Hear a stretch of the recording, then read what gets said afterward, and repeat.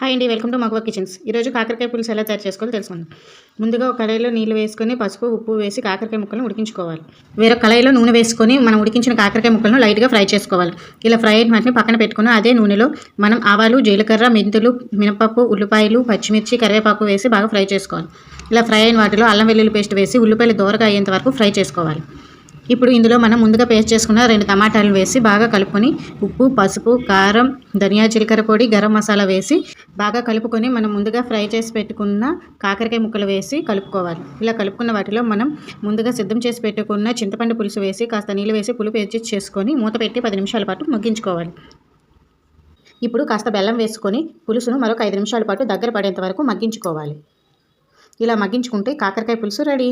ఈ కాకరకాయ పులుసు ఇలా కానీ చేసుకొని తింటే ఇంతవరకు తినని వాళ్ళు కూడా ఈ కాకరకాయ పులుసుని ఎంతో ఇష్టంగా తింటారు. Thank you for watching. Please like, share, subscribe to my channel.